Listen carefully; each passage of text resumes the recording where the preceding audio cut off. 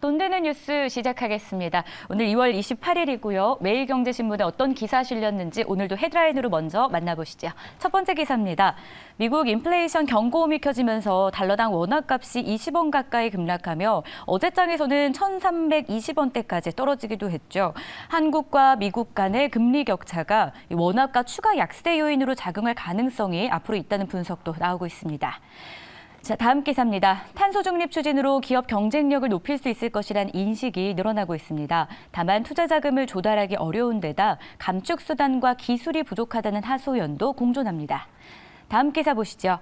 외국인 투자자들의 매매 패턴이 연초와 사뭇 달라진 분위기입니다. 최근 상승장을 견인했던 2차 전지 업종을 집중적으로 외국인이 팔고 있는데요. 일각에서는 현재 조정 구간을 매수 기회로 활용할 만하다라는 의견도 나옵니다. 마지막 기사입니다. 지난해 좋은 실적을 거둔 대형 바이오주가 올해 들어 부진을 면치 못하고 있습니다. 올해 바이오주 업황이 지난해보다 안 좋을 것이 분명하다는 전망이 나오기 있기 때문인 것으로 보입니다. 네, 이렇게 해서 오늘도 4개의 기사 살펴봤고요. 2개를 꼽아보죠. 오늘의 선택은 이겁니다. 연초 매수에서 매도로 변심한 외국인 투자자들에 대해서 그리고 바이오주의 최근 약세 배경까지 다뤄봅니다. 오늘 함께 하실 분은 손석우 경제평론가 모셨습니다. 어서 오세요. 네, 안녕하세요. 반갑습니다. 네.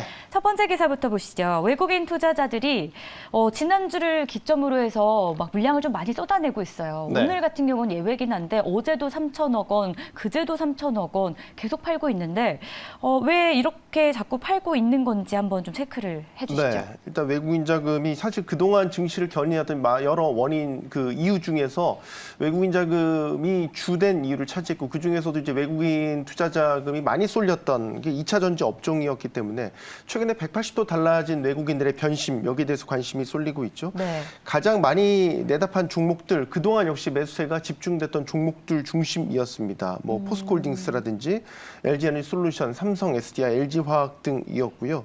뭐 포스코홀딩스 같은 경우는 뭐 외국인 순매도 종목 가운데 2에 오를 정도로 최근에 매도세가 집중되는 모습을 보였는데 일단 단기간에 주가가 많이 오르면서 밸류에이션 부담을 좀 느꼈다 이렇게 분석이 가능하겠습니다. 포스코홀딩스의 경우에는 리튬 같은 이제 광물 사업을 성장 동력으로 육성하겠다 이렇게 밝히면서 관심을 받았고 이 영향으로 올해 주가가 많이 오른 부분이 있었죠. 뭐 에코프로비엠 같은 경우는 올해 80% 가까이 주가가 급등하는 그런 모습을 보였습니다. 그런데 반해서 최근에 이제 배터리 관련된 시장 환경은 국내 업체들에게는 그다지 우호적이지 않다 이런 분석이 가능합니다. 예를 들어서 미국의 인플레 감축법이 그동안은 국내 업체들에게 굉장한 수혜를 줄 것이다 이런 예상이 가능했었는데 최근의 모습을 보면 이상 조짐들이 나타나고 있거든요. 예를 들어서 중국 업체들이 중국 CATL이 미국 포드와 합작을 해서 미국 시장에 진출한다든가 이런 이상 기류가 나타나면서 인플레 감축법에 대한 수혜가 너무나 과대 포장됐다 이런 분석도 가능하겠고요. 최근 들어서 또 중국 CATL이 물량 저가 공세를 공격적으로 단행을 하면서 앞으로 배터리 시장에 가격 출혈 경쟁이 일어날 가능성도 있다 이런 분석도 있기 때문에 이런 부분들이 장기적인 리스크로 좀 반영이 되는 그런 흐름 나타내고 있습니다. 자, 지금 저희가 왜 이렇게 외국인 투자자들이 매도로 전환을 했는지 이런 내용을 신문 기사로 좀 체크를 했는데 특히나 2차 전지주를 가장 많이 팔고 있다라고 이야기를 해주셨잖아요. 네. 시총 상위 종목들 중에서는 또 어떤 종목들이 이름을 좀 올렸습니까? 네, 시총 상위 종목들 중에서는 앞서 말씀드린 이제 에코프로비엠 같은 경우는 올해 주가가 많이 올랐던 종목이 되겠고요. 사실 이제 코스피와 코스닥에 약간 온도차가 있습니다. 있어요, 네. 코스닥 같은 경우는 예전에 대장주가 바이오헬스케어 주였다면 최근 들어서 이제 2차 전지 관련주가 코스닥 시장을 이끌고 있다 이렇게 봐도 과언이 아니겠죠. 말씀드렸던 이제 에코프로비엠 같은 경우는 시총 15조 원을 넘기면서 셀트론 헬스케어를 2위로 밀어내고 1위로 올랐고요. 올해 들어서 격차를 더 벌리고 있는 그런 흐름이죠. 뭐 그 외에 이제 LNF라든지 에코프로 이런 다른 2차 전지 관련주들도 외국인 투자자들의 매수세가 쏠리면서 코스닥 시장에서는 현재 시총 상위 종목에 이름을 올리고 있습니다. 2차 전지주에 대한 중장기적인 평가가 긍정적이라는 데는 동의를 합니다.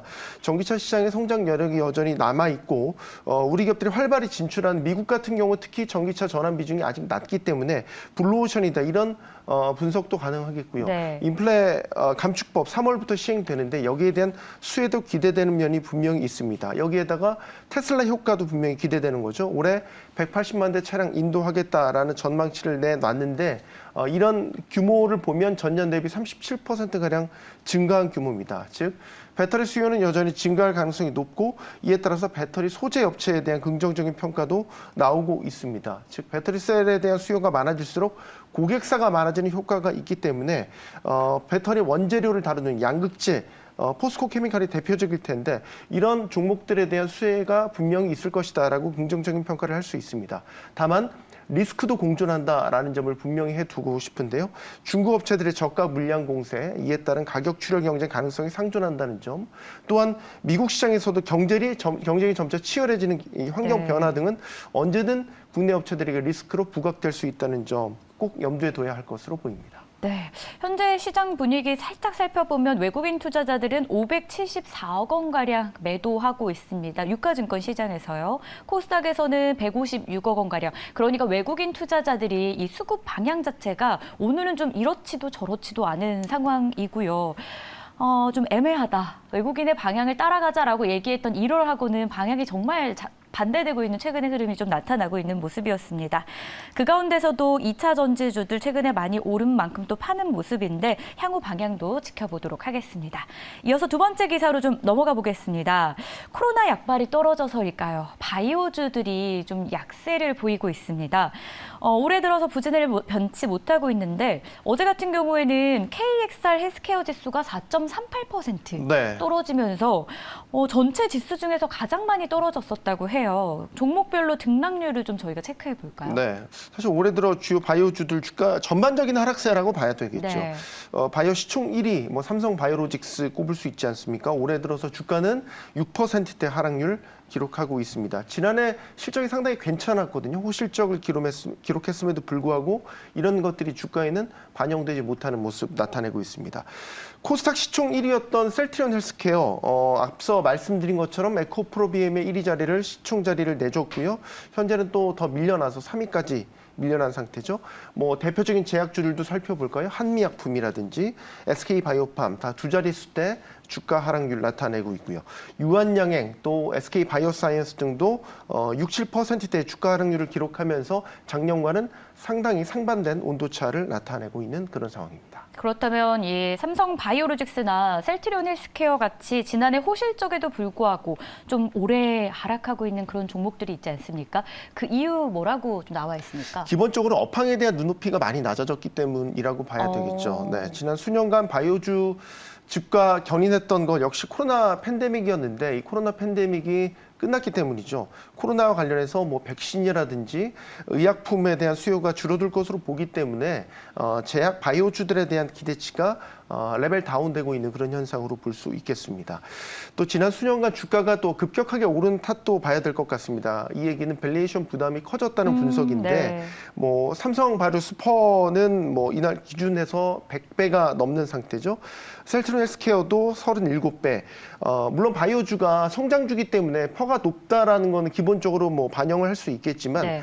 금리가 지금처럼 높은 시기에는 성장주의 주가가 상대적으로 더 큰 조정을 받을 수 있기 때문에 이런 부분들을 염두에 두고 시장 바이오주들을 좀 바라봐야 될 것 같습니다. 참 염두할 게 많은 시장인데요. 바이오 관련 펀드도 좀 힘을 못 쓰고 있다라고 하죠. 네. ETF들 많이 좀 떨어졌습니까? 네, 앞서 이제 지수 말씀 주셨지만 최근 이제 6개월간 헬스케어 펀드 평균 수익률이 마이너스 6%대 기록을 했습니다. 주요 이제 테마형 펀드들 가운데 수익률이 가장 낮은 수준이고요. 상장 지수 펀드 ETF죠. 여기도 마찬가지입니다. 코스피 대형 헬스케어주를 투자하는 타이거 200 헬스케어 ETF 올해 초 이후 역시 6%대 하락세 나타내고 있습니다. 최근 이 6개월 기준으로도요 14% 이상 떨어지는 부진한 흐름 나타내고 있습니다. 그런데 또 일부각에서는 장기적으로는 괜찮을 수 있다 이런 이야기들을 하잖아요. 네, 물론 바이오주들 코로나 수혜가 끝났다라는 부정적인 평가, 또 성장주로서 고금리 타격을 1차적으로 받을 것이다라는 이런 우려들이 분명히 있기는 하지만 중장기적으로 봤었을 때 펀더멘털에 대한 긍정적인 전망은 살아 있다고 봐야 될 것 같습니다. 특히 이제 실적을 통해서 확인된 되는 펀더멘털이 바이오주 주가 향방을 가리게 될 것이다. 이런 분석이 가능한데요. 대장주이자 삼성바이오로직스의 경우에는 지난해 매출액이 전년 대비 90% 이상 오르면서 관련된 업종 연매출 최초 3조 원을 넘는 신기록을 작성을 하기도 했죠. 대형사들의 경우에는 올해를 기점으로 신제품 출시가 예정돼 있는 곳도 많고 또 이는 내년과 결국 내후년까지 지속적인 어떤 성장 모멘텀으로 작용할 것이다. 이런 분석이 나오고 있습니다. 코스닥 소형 바이오주들의 경우에는 임상 결과라든지 아니면 기술 이전 실적 또 파이프라인의 확대 등을 통해서 옥석 가리기가 이뤄질 것이고 이런 부분들을 갖고도 주가에 상당히 차별화 포인트가 될 것이다라는 분석이 나오고 있습니다. 네, 이렇게 해서 오늘도 저희가 기사 2개로 주식시장과 좀 연관해서 투자 포인트 알아볼 수 있는지 점검을 했는데요. 여기서 또 인사를 드리도록 하겠습니다. 지금까지 손석우 경제평론가와 함께했습니다. 고맙습니다. 고맙습니다.